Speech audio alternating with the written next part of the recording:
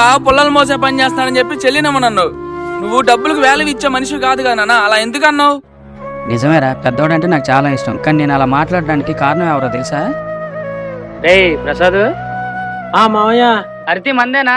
ఇక్కడ పొలాలు మోసే పని ఉంటే చేసుకుంటున్నాను. మావయ్య బాగున్నావా? బానే ఉన్నారా? అమ్మ బాగుందా?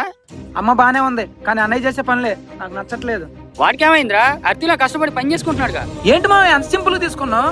నీ కూతురుని మా అన్నయ్యకి ఇస్తా అన్నావు. వాడు చేసే పొలాలు మోసే పనికి నీ కూతురు సుఖపడిద్దా? పని ఏదైనా నా కూతుర్ని మీ అన్నయ్య గారు ఇచ్చేది.